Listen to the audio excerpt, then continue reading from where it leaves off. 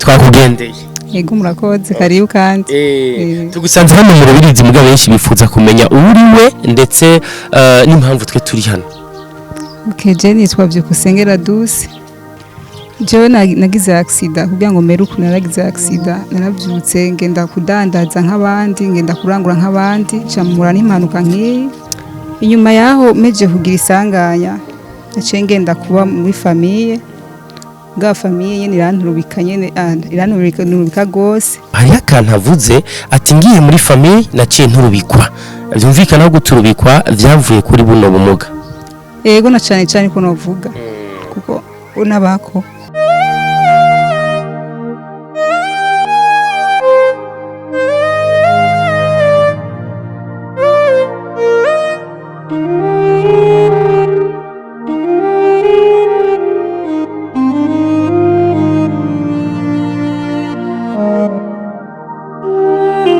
nuko reka turamutse abariko barakurikira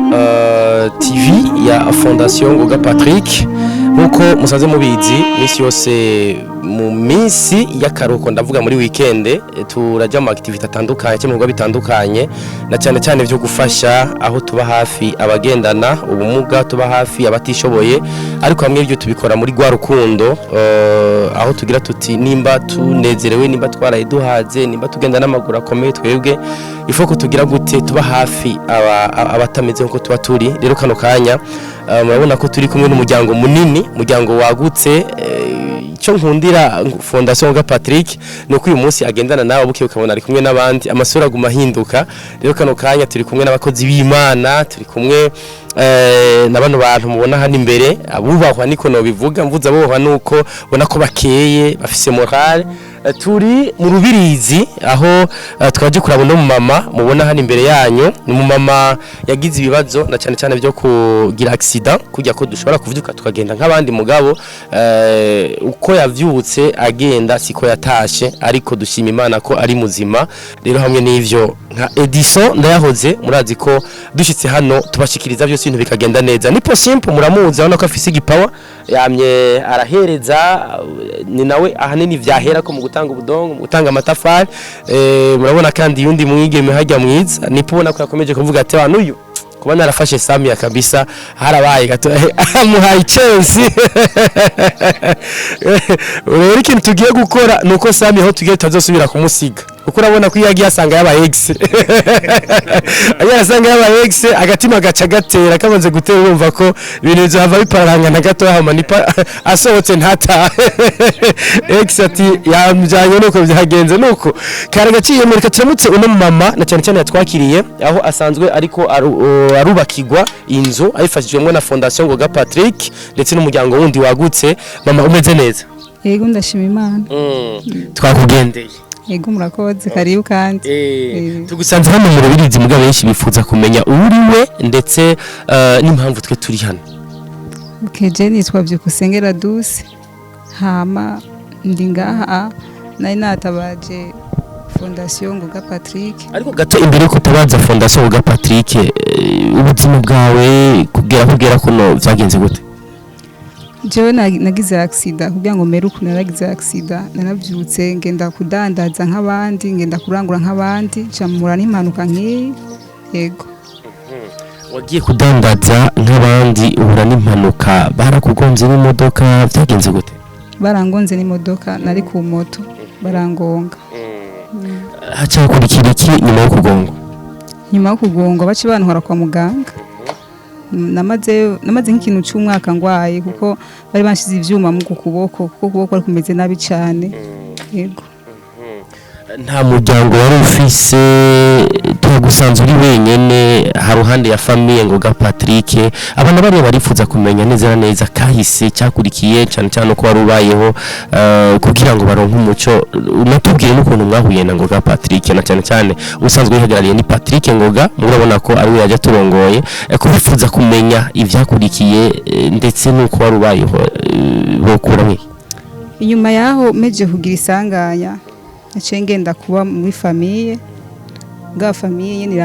nyene iranturubika gose cyayisaba rero yuko ngenda gusaba indaro mu rushengero rero Ngoga Patrick twamenyanye kubera ibintu by'amasiransi rero nce ndamutura iki kibazo nce ndamubwira yuko mfise agaparcelle ariko ibyo amafaranga yo kubaka atayo aca arambwira rero yuko azobimfashamwo ntenyenye none n'umunsi ndashima Imana kuba yashikije amasezerano atarashima Imana kuba yashikije amasezerano mugabo hari akantu avuze ati ngiye muri famille naciye nturubikwa byumvikana ko guturubikwa vyavuye kuri buno bumuga yego na cyane ko novuga kuko unabako ikaze mama ikaze Imana irahari kandi ibyo wihanganiye ni byinshi gusomba aho bigeze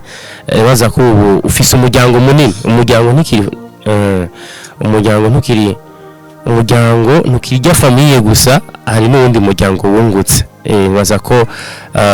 bariko baradukurikira abayibutse byinshi na cyane ibyo yaciyemwo ariko kano kanya umva ko umuvukanye cyangwa mama papa atari bajya gusa hari benshi wunguka uko bukeye uko bwije nuko kano murahuye nanguga Patrick muhiye mu bya assurance kano kanya urabona ko hari ibyo ariko arasahiriza n'umuryango munini bana ko bitaba byorosha ariko Imana irahari kugira ngo ihoze amarira bayo kandi baza ko yanaguhojeje tubaho tugusanze inzu isa niyuzuye buri ugiye kubona ibyiza gusumba ibindi abagukindaje cyangwa bagutera no marira ejo bazotangara izuba riva uko Imana nikibereyeho komeze kwihangana kurira nivyo ariko naho gusenga Imana ikagira ati Imana nkomeza nivyo byiza gusumba urabona ko turi kumera ni possible ni pari kwara gushingira nawe urabona ko ivyiwe ni hatari kizo ravuga ati umubwiye ngo agenda no mubati ngo hamugara bafise ukuguru kumwe ngo je urabona ko yagiye yose kurabona ko agihindukira mu nyuma kanaremesha abagize abo bikunda ko bagihagarara nayo mpamvu rero ureme kandi ukomeze kurema Papa Patrick kino gihe muri kumwe hano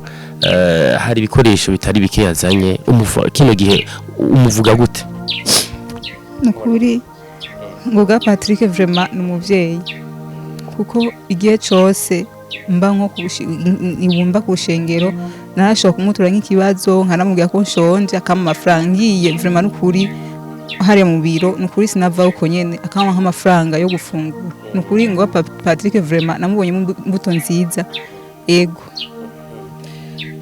numva nocama akanya Papa Patrick bitari biko bivuge kuko urabona ko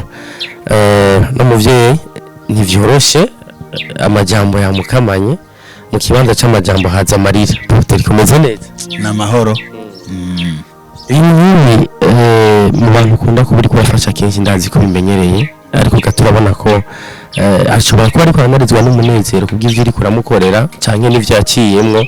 mwahuye gute wamwumviriye gute ndazi ko ugira muri benshi cyane bagendana ubumuga mugabo uyagukoze ko uyu munsi wahivye vyose uvuga ati reka twerekeze muri birizi la douce twamenyanye ariko urumva yaragize accident ariko ibarabara rya Gatumba Gatumba Kajaga murumva byari bigoye kugira umuntu arondere ingene bamukurikiranira muri assurance iki hama umugenzi wanje niwe yamubwiye ati genda bagufashe ibya proteze hamaje mu bya proteze niho twayaga nk'umuntu agendana ubumuga kuraza je ndabanza nkumviriza nsanga ikibazo kiwe yarafise kiragoye nk'umuntu agendana ubumuga atarabyakira urabona twe twarabikuriyemo by'abagendana ubumuga mugabo hari abandi biba bishikiye ubwo nyene naciye numva vraiment bigoye ndamuremesha ko nshoboye hama niho namenya mu kuganira ko numva ko nta hantu afise aba aranabimbwiye ati je ikintu kingoye si proteze imbere ngo we nahomba hama turaraba nyine nk'abantu nyine bo muri fondation urazi ko twese twiyasamura rimwe cyo kumva urukundo kwanza kuri mugenzi wawe ukumva umutwara afise nawe we gacukujako niho rero twese baba bagenzi be ba Douce ba François bande bose twese abo urabona ba Irene bahagurutse Pastor yahagurutse bafite byinshi Jezidio bose twese urumva twiyumvira kumwe ikintu kituranga ni urukundo no kuba turi ngaha no kubera urukundo dufise. Hariho byinshi twahevye, aba bari bafise imanza bahevye baza gushigikira, ibyo twari tugize iminsi turungika, urabona icyo byakoze kandi vraiment birashimishije ko iyo abadamu bose bari bameze nka Radusi canke abagendana ubumuga bari bameze nka Radusi, yaba uyundi aba yarafasha ayo mahera twamuhaye akayatwara muri resitora. Mugabo urabona wewe yahitana isima, agahitana udutafari, agahitana ibati. Urabona no munsi ko ageze ku ntambwe nziza, inzu igire noneho tuzogaruka tuje kuyinjira yuzuye. Inzu yuzuye ni ukuri ndamushimiye kuko sumu escrow niko navyita vyubu. Hari undi aza akaguhenda kubera ko uzi ko atamurubiriza akibaza ati uyu ko aba muri ville ntazoshika mu rubirizi, wanashika nyamunsi akaja kukwereka amazu y'abandi atari gwiwe, nihajya mugabo urabona ko we ico yaza gukora, byatafari yazana, byabati yazana, urabona ico byakoze, yasima ntiyapfuye ubusa. Turamushimiye rero ko urabona ko arafite yari ko araja, twamuremesha tumbwira ko imbere ni heza, ivyo waciyemo uvyibagire no kugira uzoronka intahe uzoshingira abandi, ko nta kure habaho Imana itokura umuntu. Je vraiment ndanezerewe muri jewe ko nari nagize umubabaro muri jewe igihe twayaga ntariko ndabona aho bizoca, mugabo no munsi raba byarakunze muri duke twagiye turonka hajya na hajya, araza aho twadodoye, araza aho ingene twirutse. Nukuri ndabishimira Imana kuba uno munsi turonse ikintu nk'iki, genda kubera Imana ari nkuru. Nagira nsabe pasteur adushimira Imana kuri iki gikorwa gikoretsa aha. Imbere yuko pasteur adushimira Imana, reka manze nganirize bano bantu bari hano gato. Pasteur cyanda mu umwanya wihariye mugani wabaraho Mr. Wandering. Wazamarira mugenza. Hari ibintu usanga bigoye, hari umuntu usanga afise ikibazo gisumba icawe. Wihagarara ko mugana uno munsi wahatse kurira. Bana harayibonye ibibazo birarutana, hari umuntu usanga afise ikibazo gikomeye, ugaca usanga muri wa mwanya wari wikuriyumvira ko ari ufise ikibazo, ahubwo urakomeye. Amajambo ashikirije uno mushiki wacu wari hano wabibonye, sanzwe ugendana ubumuga, mugabo urakunda kuvuga ati kumugara ni mu mutwe. Kandi urabona ko hari benshi bagenda bakomeye, mugabo umuhaye amafaranga ni direct aho nyene atacisha ku wepfo cyangwa yakoresha ibindi. Mugabo urabona ko ino gihe yerekanye igikorwa gikomeye cyane. N'ubu butumuhereza abariko baradukurikira bwana nipona cyane bagendana ubumuga. Ubutumwa noha abantu bariko baradukurikira cyane ku bantu bagendana ubumuga, nuko abantu bagendana ubumuga twofatira akarorero k'uyu mumama. Urabona umumama yarituye Fondation Ngoga Patrick, baraja hirya nino baradodora, bararonka uburyo, bacaca aza bwa buryo bamuhaye abuzana mu isakoshi, aho abandi baca babukatishiriza mu kabari canke mu zindi ntuze, urumva ukuntu babivuze mu bindi bintu bitagira umumaro. We yaciye aza kurondera ahaba, kuko aho uba naho kwirarira ubusa wibera iwawe nta kibazo, ata muntu aza ngo ukwezi kwaheze ngo ibiki, nta ngorane. Uwo mumama rero yerekanye umutima w'urukundo, yerekanye umutima wo kwihangana, kuko ntiyase kuyajya ngo nuko bera atarashonje, yarashonje ndavyibaza, kandi yarabuze harara, ntiyaze kuja gufata hoteli. Ibaze kuba ufite amafaranga ubona ufata mwe aho nuza kurara heza, mugabo ukavuga ati je ndemera ndare ndakubitwa n'umubu hanze, mugabo nshike kwiki kintu. Abantu baro bagenda n'umugabo kuguruka mu mitwe, bakamaso yaba kabona abafise, kukubera iyo bafise umutwe, burya umuntu agendera ku mutwe. Umutwe yupfuye n'ibindi byose babipfuye. Umuntu agendera ku mutwe bakuguruka. N'abandi rero bapapa bofatira akarorero kuri Fondation Ngoga Patrick, kuko Fondation Ngoga Patrick si kuvuga ngo mafondation ari Bujumbura ngo niyo ngo ikize, ngo niyo ngo iserukiwe, ngo niyo ngo yumvikana ahantu ifise inoti nyinshi. Si kuvuga ico, ahubwo inoti none avuga ko bazifise, uko inoti bafise n'umutima w'urukundo, umutima niwo bafise.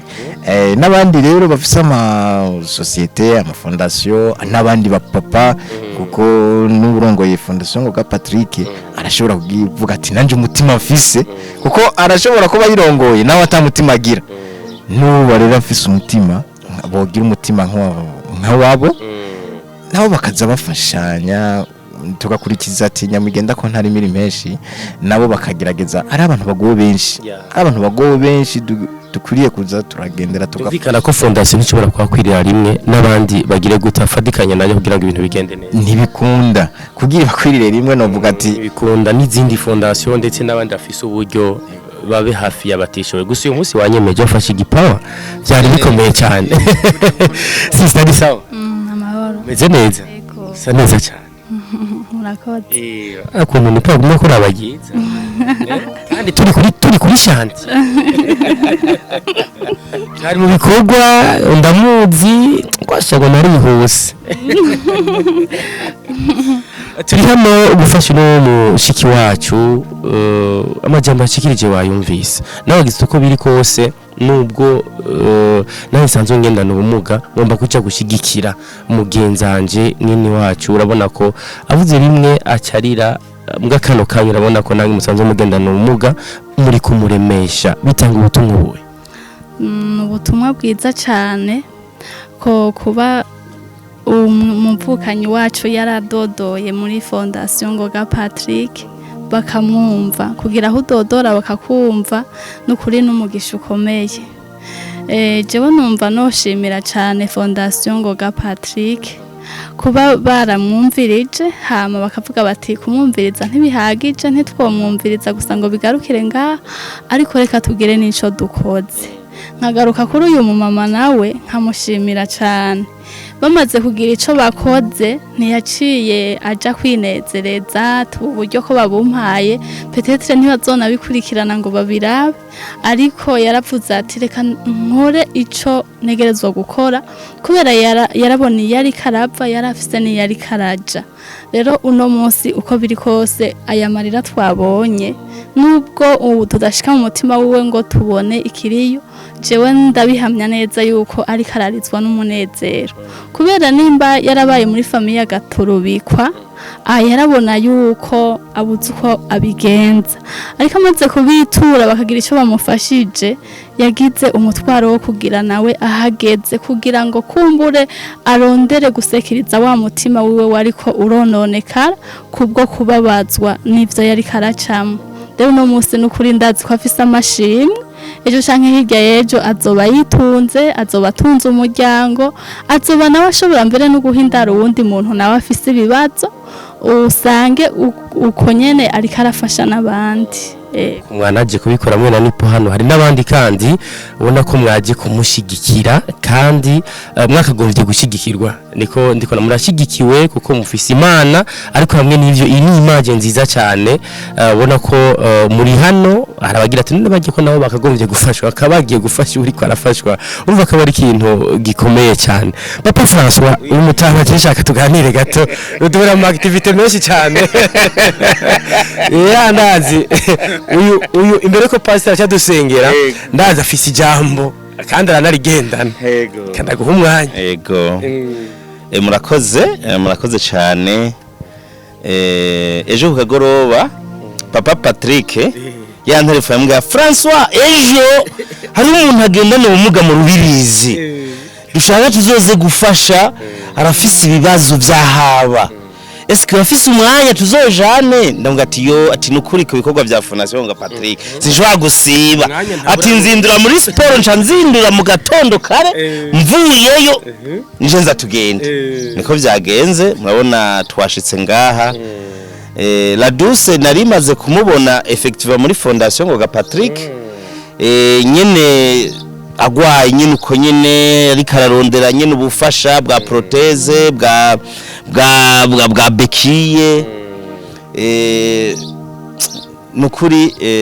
jewe numva umutima wanje mwaka kanya nakozwe ko cyane nakozwe ko ubwa mbere n'inguvu n'umutima w'impuhwe Patrick afise certes afise fondation benshi barafise ama fondation ariko n'amashirahamwe ariko benshi bayakoresha mu kurondera imfashanyo birira business ntibarondera amafaranga kugira ngo bafashe batishoboye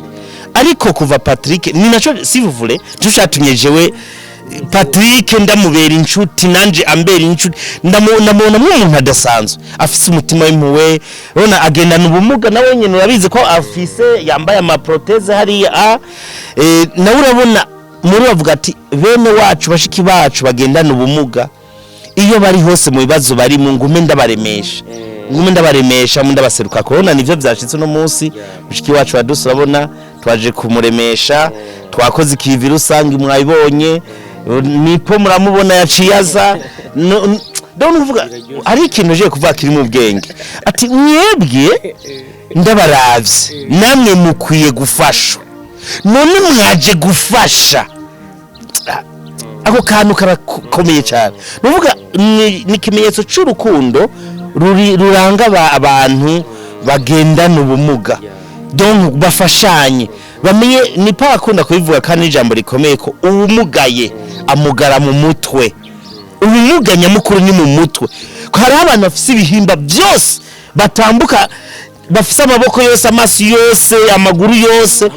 mugabo bamugaye mu mutima gusumba ubwenge mwumvise ubwenge bwa Laduce mwamwumvise ubwenge bwiwe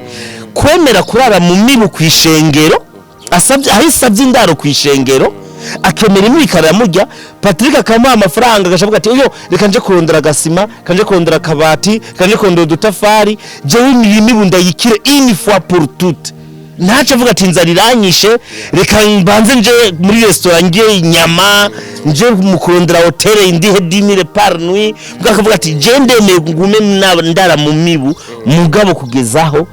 mbona nanje mfisi wanje mfisaho mba ni determination ikomeye cyane nivyo gutera intege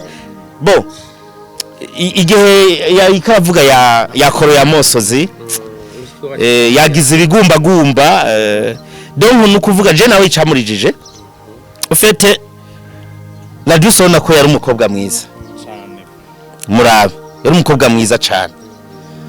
amaze kugira accident umuryango ucuramuta kandi none yakiri aracari muto aho kumufasha baciye bamuta nkakanuka ati autrement dit c'est comme si bari bambwira ati iyo ucupfanye n'ugacupfanye ntugaruke kugumutugora c'est ce que ça veut dire nico babagombye kumubwira ati iyo ucupfa ntugaruke kutugora tuguma tukuvuza tugira gute uburyo burahahereye urumva yavuze umwaka urenga ari mu bitaro sivyo umwaka urenga ari mu bitaro mugabo urabona uno munsi Laduce pole sana pole sana mugabo iyo determination donc Edison yakubwiye ati uwo muryango w'amaraso wagutaye hari undi muryango wagutse Fondation ga Patrick aba bagendana ubumuga nabo nabavukanyi bawe donc urafise ba papa urafise ba mama bagukunda batazemera yuko upfa nabi nico gituma papa Patrick urabona yagize izo kuhajagira izo mpuwe no munsi urabona ibikorwa biriko bigenda neza urabona bisa n'ibiriko birahera cette fois disipe ntuzobukija gusembera ku rushengero imibirarira kujya ugiye kubi wawe rero no kuvuga n'ukuri ni ibintu vyiza jewe nanje numva nakozwe ko n'amajambo avugiwe nga numva nguma ntangara urukundo Imana yashize muri Patrick yashize mu bagina n'umugashize mu bantu twese kuko nukuri hajya umuntu agira agaciro iya afitiye akamara abandi nuko iyo umuntu utafitiye akamara abandi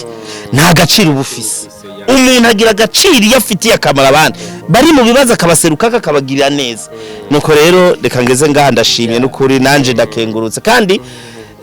ce n'est pas la fin ntiduhejeje n'abandi tumaze no kuja handi tumaze kubikora nandi tuzobananya kuko mwinosi ikintu gikenewe n'urukundo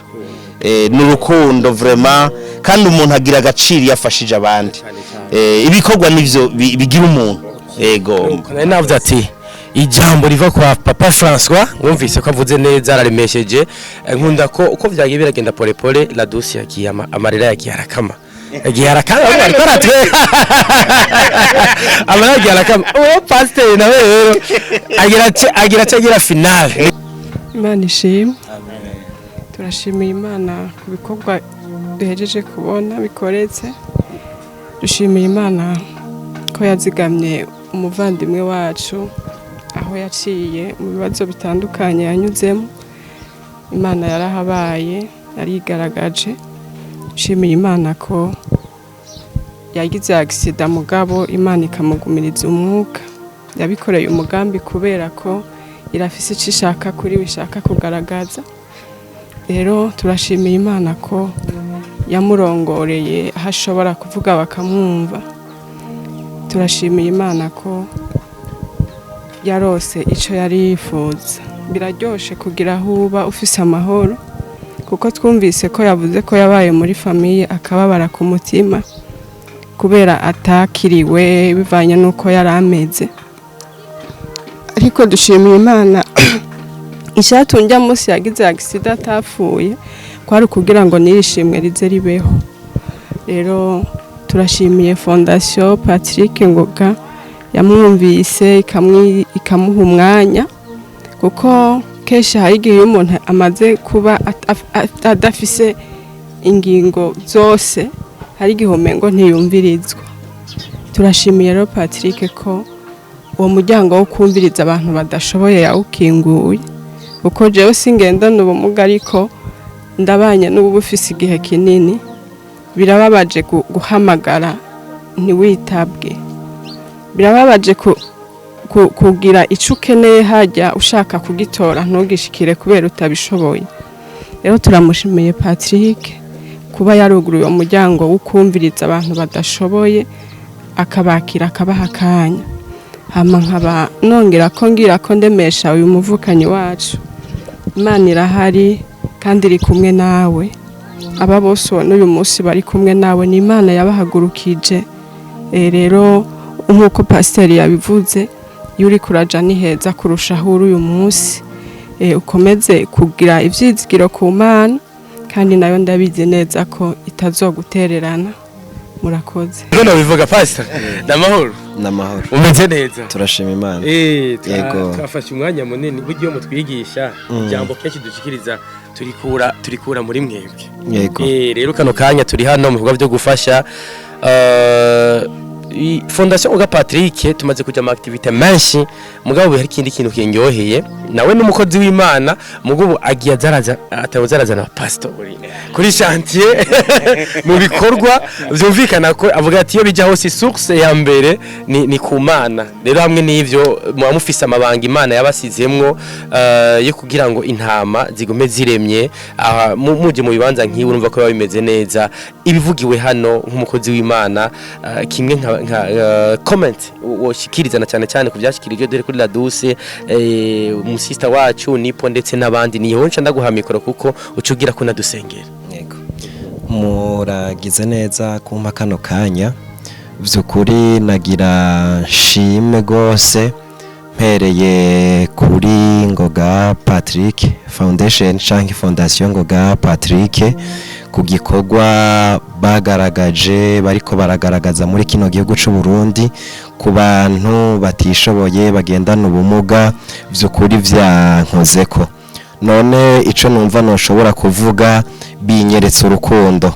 binyeretse ko hakiriho abantu bazima bafise urukundo